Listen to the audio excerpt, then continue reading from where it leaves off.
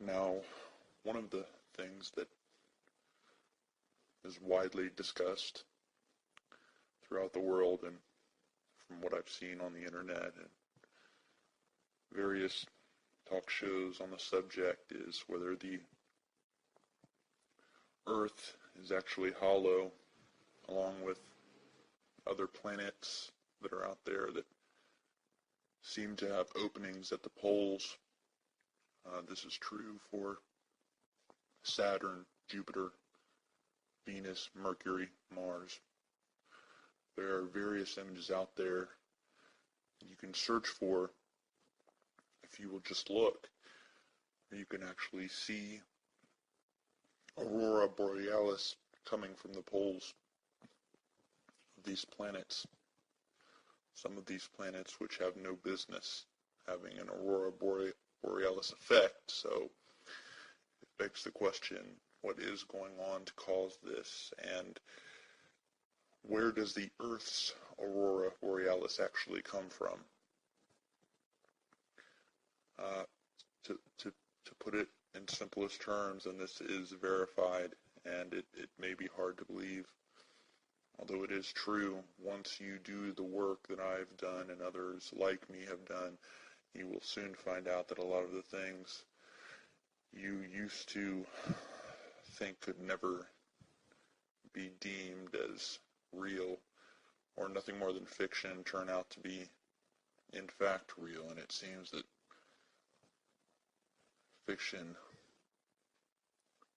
life is stranger than fiction sometimes. Let's just put it that way.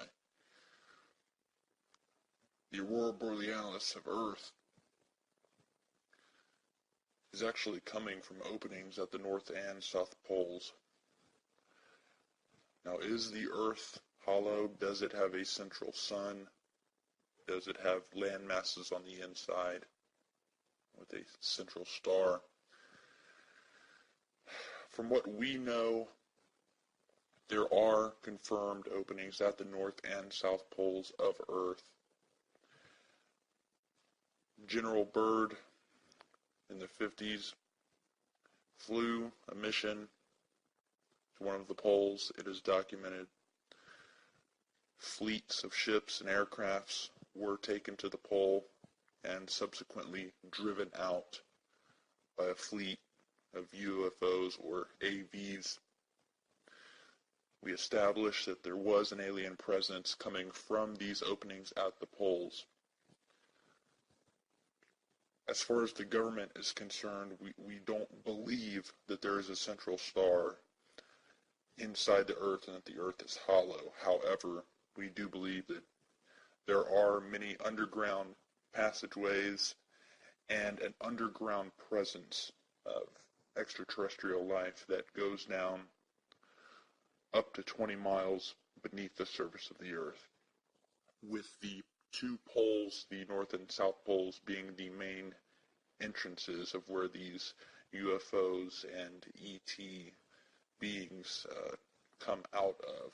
We believe that they have been there for at least thousands of years and have set up some sort of underground community. We have documented these fleets of ships coming from the poles, flying up over Mexico in the early 90s, and there is documentation on this also. There was a fleet of literally thousands of UFO disc-like saucers that were seen flying in fleets over Mexico heading toward the southern United States. Now, our Air Force, as well as the Air Force from Canada and a few other departments and countries from South America also, were scrambled to intercept these saucers, and we were able to drive these saucers back to the southern pole from which they came. We are not sure what type of weaponry they do have, what their purpose is, what they are planning, or why they are coming to the surface and flying in our airspace. That we do not know.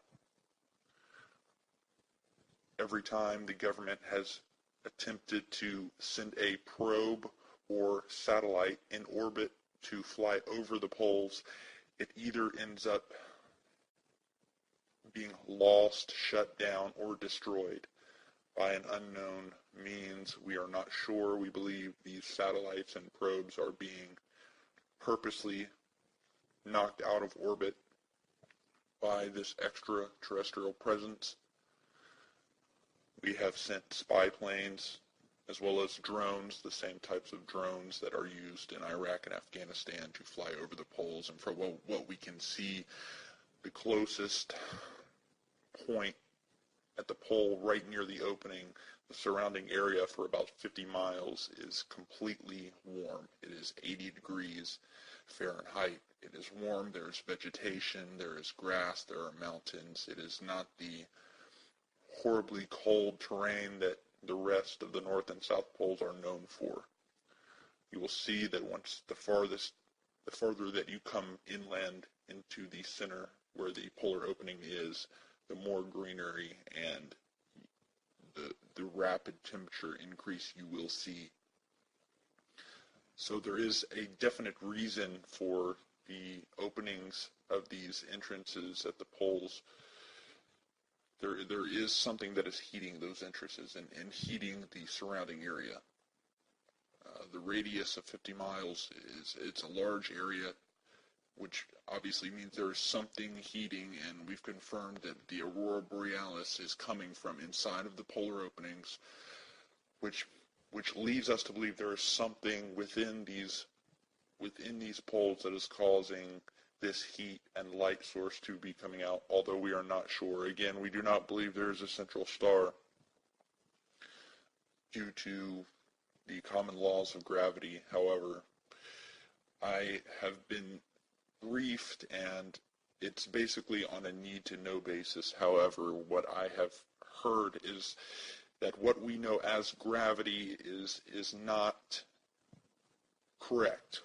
What we have found out that gravity does not come from the mass of the planet and the gravity of the planet. What we have found that gravity is actually magnetic and is actually created through the energy of the sun, from the magnetic properties of the light coming from the sun is actually what creates gravity as we know it and holds us onto the planet. And there is documentation on this also, that any planet or moon or circular object out in the cosmos that at least has a mass and radius of 21 miles can have gravity. Now, we are still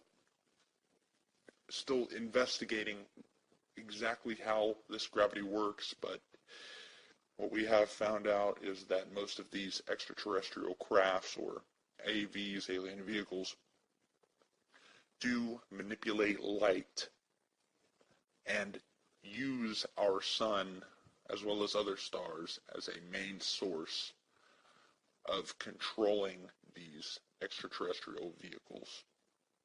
If you will do some research on that, there is some documentation found on the internet as well as published in some books that you may have trouble finding. There are also some scientific journals that were published by some very high up scientists speaking of the effects of the sun and with regards to gravity.